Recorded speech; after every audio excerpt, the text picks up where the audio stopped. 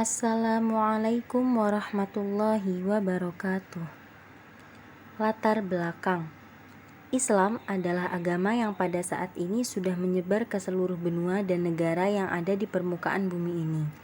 Karena memang di dalam ajaran Islam itu sendiri menuntut kepada orang yang memeluk agama Islam untuk menyebarkannya kepada umat-umat yang lainnya yang belum mengenal Islam. Di dalam Islam itu pun ajarannya mudah dimengerti sesuai rasional dan juga banyak bukti-bukti alam bahwa agama Islam adalah agama yang benar. Maka orang Islam yang berakhlak baik memudahkan dalam penyebarannya agar penduduk sekitar yang non-Islam mau menerima, mengikuti, dan masuk agama Islam. Salah satu fakta tentang orang yang paling berpengaruh di seluruh dunia adalah Nabi kita, Rasulullah Muhammad SAW. Beliau menyebarkan Islam sendirian di Mekah yang saat itu penduduknya jahiliyah dan kemudian berubah menjadi masyarakat yang berakhlak baik dengan memeluk agama Islam yang dibawa oleh beliau. Dari sinilah sejarah penyebaran Islam semakin luas ke seluruh dunia hingga sampai ke Asia Tenggara. Seiring berjalannya waktu dari penyebaran Islam di Mekah sampai ke penjuru dunia, maka para pakar sejarah melakukan penelitian dan menceritakan dalam buku seperti apa perjalanan penyebaran Islam itu hingga bisa mencapai ke setiap negara. Sebenarnya para ahli sejarah yang telah mengungkapkan seperti apa perjalanan penyebaran Islam ada yang berbeda-beda pendapat dari masalah penempatan tahun persisnya waktu kejadian tersebut, tapi pada dasarnya semua saling melengkapi.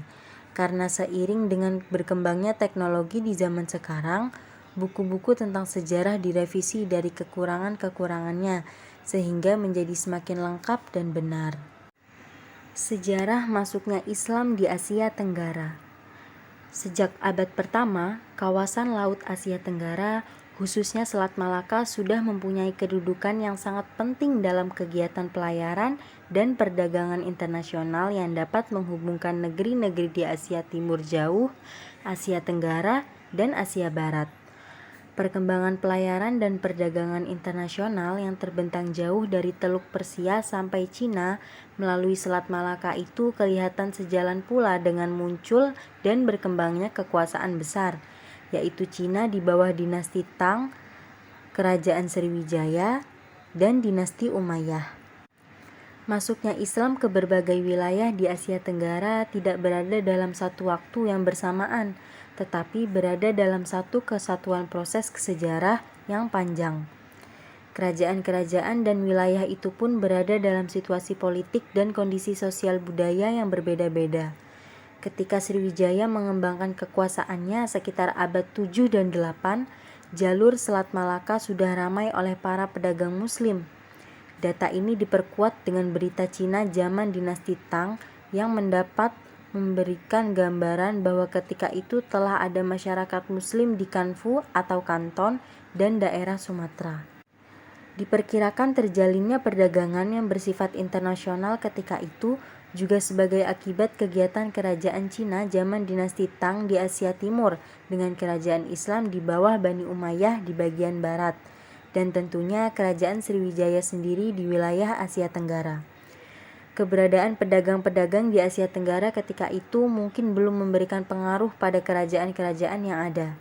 Setelah pecahnya pemberontakan petani Cina Selatan terhadap Kaisar Hisung tahun 878 hingga 889 Masehi yang menyebabkan banyak orang Islam dibunuh, maka mulailah mereka mencari perlindungan ke Kedah. Hal ini berarti orang Islam telah mulai melakukan politik yang tentunya banyak membawa akibat pada kerajaan di Asia Tenggara dan Cina. Syekh Naguib Al-Atas mengatakan bahwa sejak abad 7, orang Islam telah mendirikan perkampungan di Kanton dengan derajat keagamaan yang tinggi dan menyelenggarakan pemerintahan perkampungan sendiri di Kedah dan Palembang. Slide selanjutnya yaitu teori masuknya Islam di Asia Tenggara. Yang pertama, teori Arab. 1. Teori kedatangan Islam ke Asia Tenggara dari Arab. Dikemukakan oleh John Crawford. Menurutnya, Islam datang dari Arab melalui pedagang. Buktinya, catatan Cina mengatakan orang Arab dan Persia telah mempunyai pusat perniagaan di Canton sejak tahun 300 Masehi. pedagang Arab yang ke Cina singgah di pelabuhan Asia Tenggara, tepatnya di Selat Malaka. Karena posisinya yang strategis dalam jalur perdagangan, kemudian pedagang Arab ini tinggal beberapa bulan di Asia Tenggara dan ada yang menetap serta membina perkampungan Arab.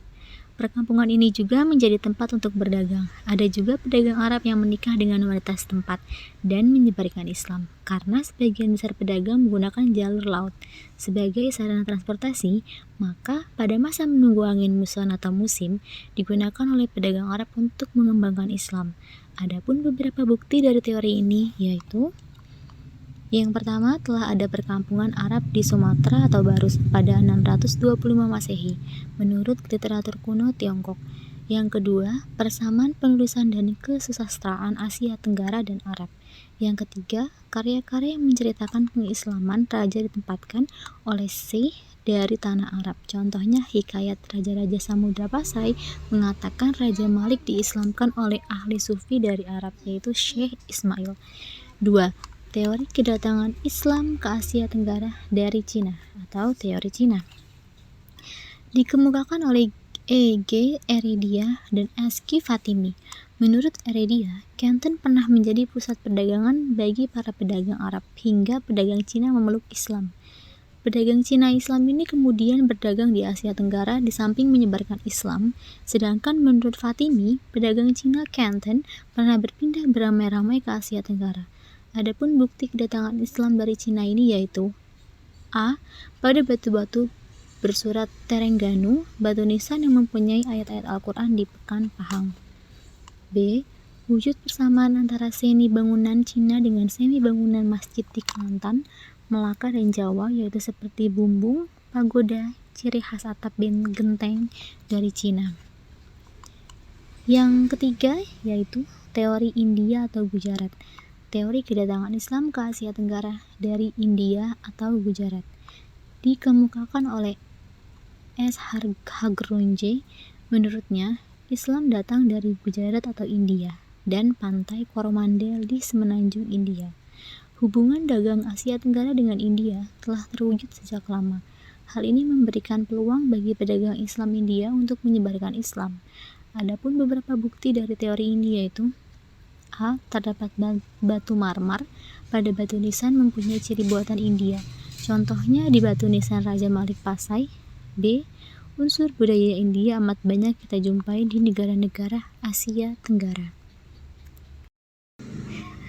Yang selanjutnya yaitu saluran masuknya Islam di Asia Tenggara. Dapat dibagi menjadi 6. Yang pertama, perdagangan. Pada taraf permulaan, proses masuknya Islam adalah melalui perdagangan. Kesibukan lalu lintas perdagangan pada abad ke-7 hingga ke-16 membuat pedagang-pedagang Muslim atau Arab, Persia, dan India turut ambil bagian dalam perdagangan dari negeri-negeri bagian barat, tenggara, dan timur benua Asia. Saluran Islamisasi melalui perdagangan ini sangat menguntungkan karena para raja dan bangsawan turut serta dalam kegiatan perdagangan. Bahkan, mereka menjadi pemilik kapal dan saham. Mereka berhasil mendirikan masjid dan mendatangkan mulah-mulah dari luar sehingga jumlah mereka menjadi banyak.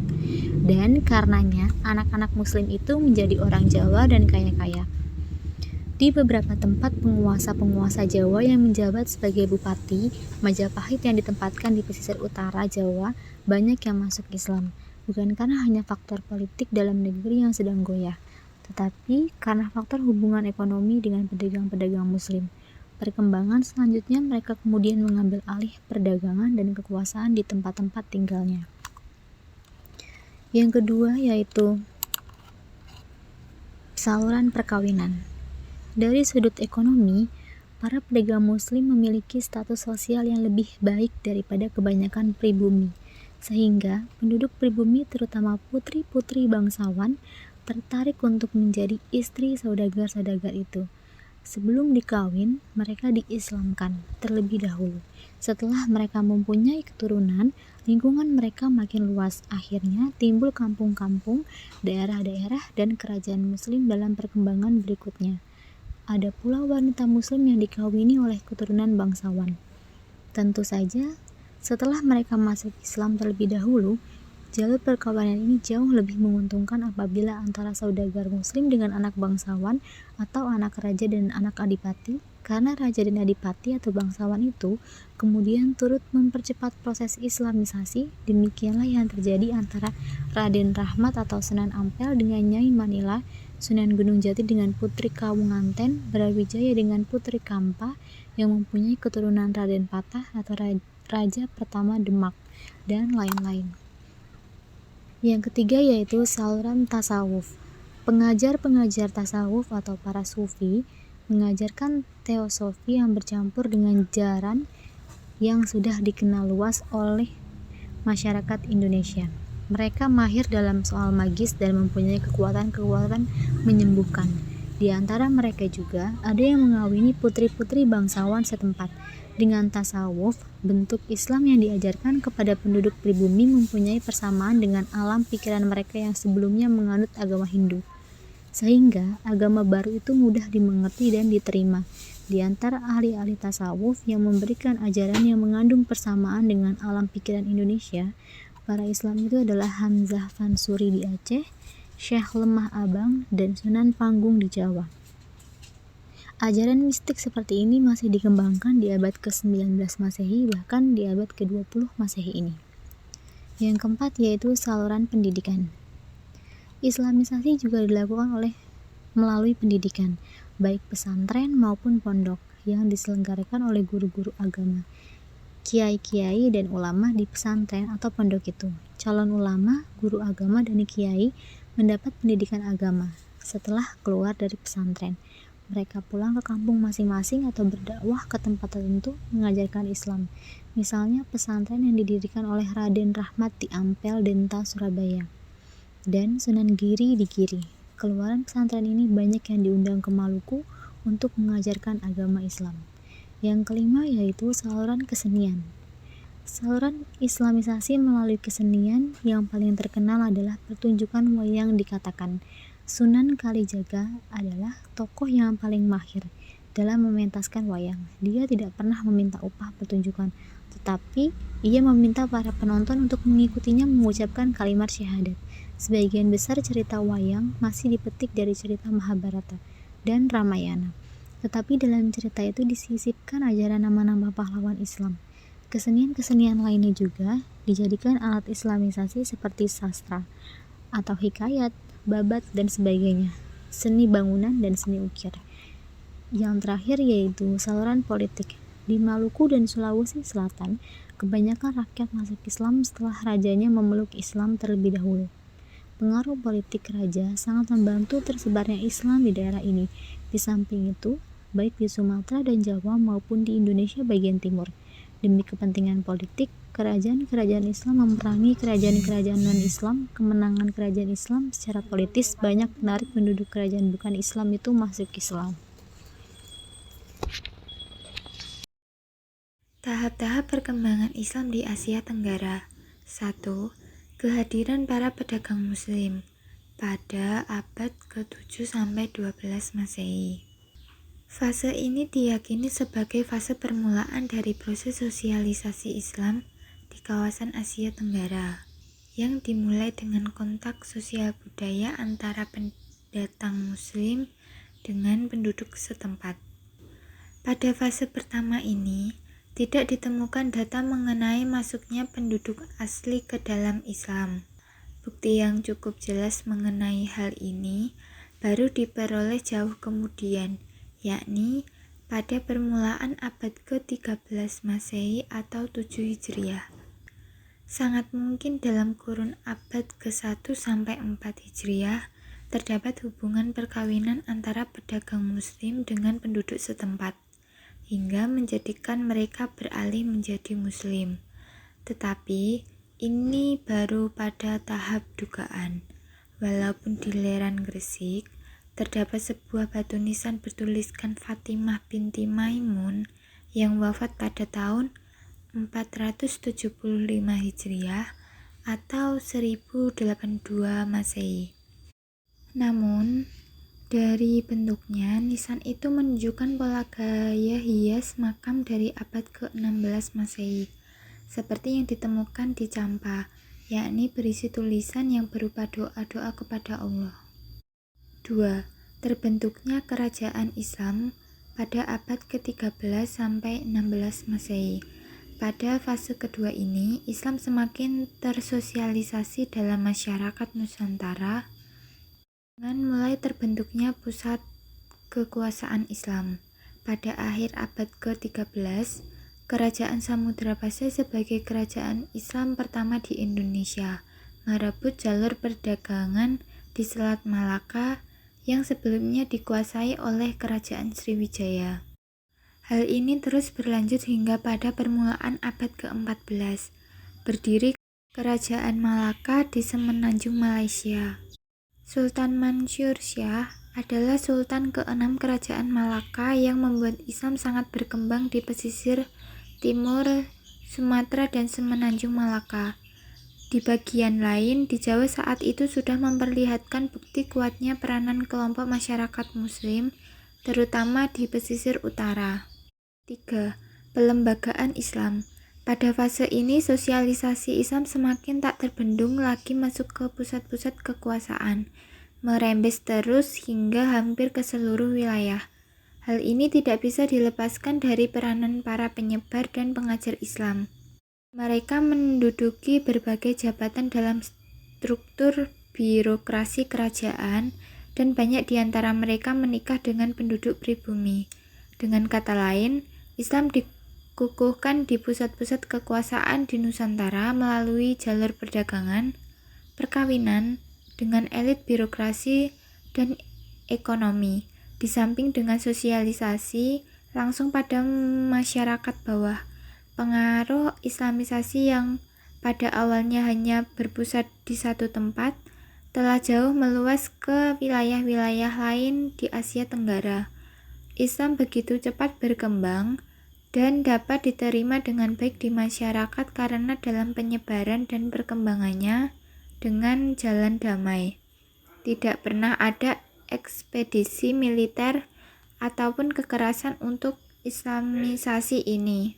Kerajaan Islam di Asia Tenggara yaitu Kesultanan Samudra Pasai abad ke-13, Kesultanan Malaka abad ke-15, Kesultanan Islam Patani abad ke-15, Kesultanan Brunei Darussalam abad ke-15, Kesultanan Islam Zulu abad ke-15, Kesultanan Ternate pada abad ke-15, Kesultanan Aceh Darussalam abad ke-16, Kesultanan Demak abad ke-16, Kesultanan Cirebon abad ke-16, Kesultanan Banjar abad ke-16, Kesultanan Banten abad ke-16, Kesultanan Buton abad ke-16, Kesultanan Goa abad ke-16, Kesultanan Johor abad ke-16, Kesultanan Kutai abad ke-16, Kesultanan Pajang abad ke-16, Kesultanan Mataram abad ke-16, Kesultanan Palembang abad ke-16, Kesultanan Bima abad ke-17, Kesultanan Siasri Indrapura abad ke-18. Kemudian pengaruh kerajaan Islam di Asia Tenggara. 1. Sistem pemerintahan, antara lain wujudnya institusi Kesultanan Islam di beberapa negara. Ulama menjadi penasihat bagi raja atau sultan. Islam menjadi agama resmi dan mayoritas. Undang-undang berlandaskan hukum Islam.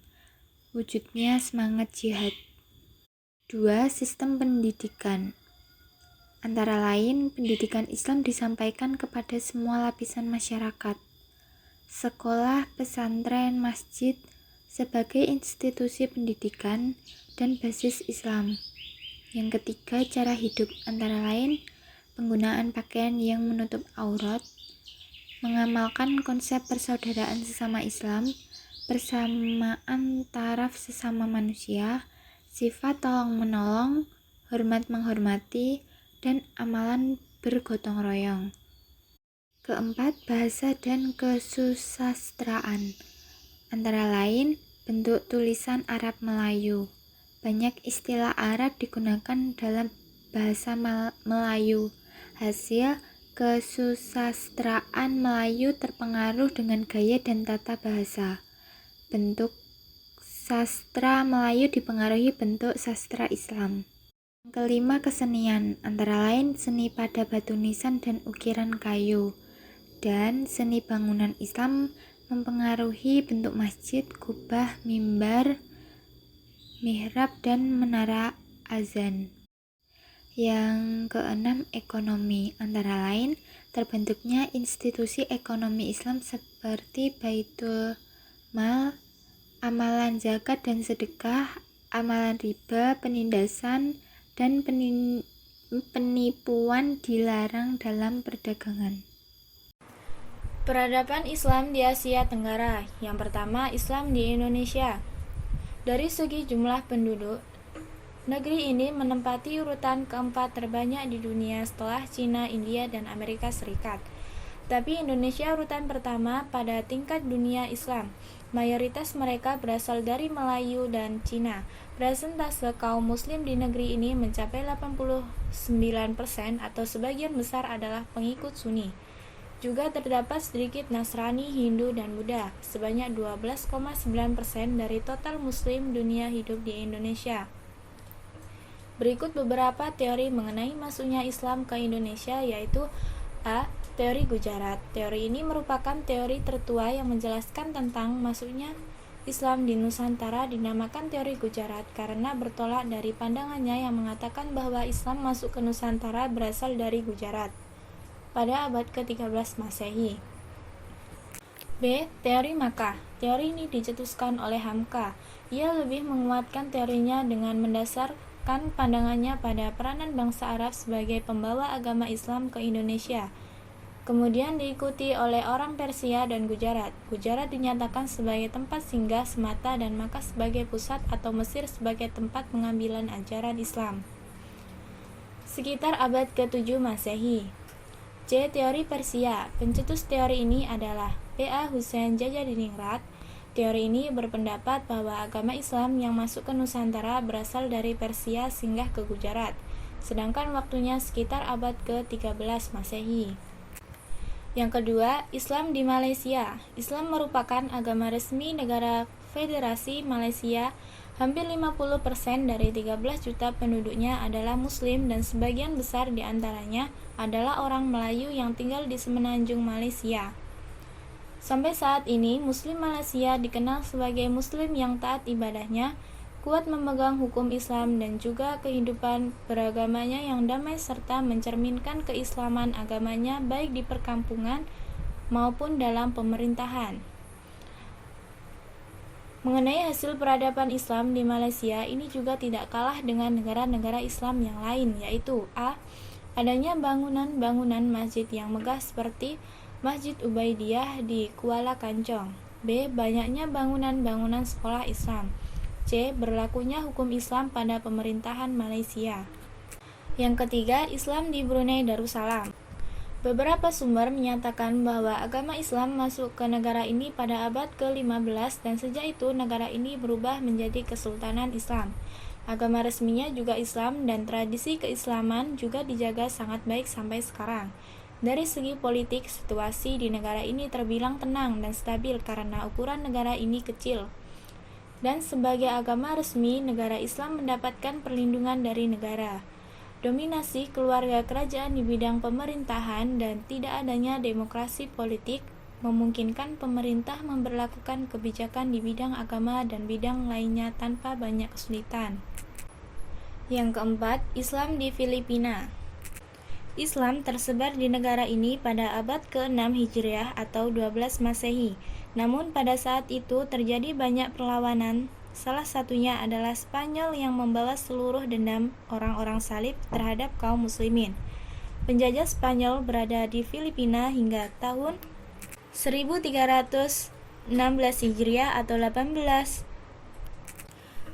1898 Masehi. Pada akhirnya kaum muslimin menyerah karena mereka telah ditimpa penyakit cinta dunia dan takut mati. Sekarang ini Islam hanya tinggal ada di 13 wilayah di selatan Filipina yang sampai saat ini masih tetap menuntut pemerintahan otonomi dengan segala upayanya. Sekian presentasi dari kelompok 12 Perbankan Syariah 1A yang beranggotakan Zaula Rasya Lajuba dengan NIM 215231033, Naomi Larasati Wibowo dengan NIM 215231034, Desti Vita Anggraini dengan NIM 215231035, Isnaini Afita Putri dengan NIM 215231036. Terima kasih atas ketenangan teman-teman dalam mengikuti presentasi kali ini. Semoga dengan presentasi ini dapat menambah wawasan teman-teman sekalian. Dan apabila ada tutur kata dari kami yang berkenan di hati teman-teman sekalian, mohon untuk dimaafkan. Selamat siang dan sampai jumpa. Assalamualaikum warahmatullahi wabarakatuh.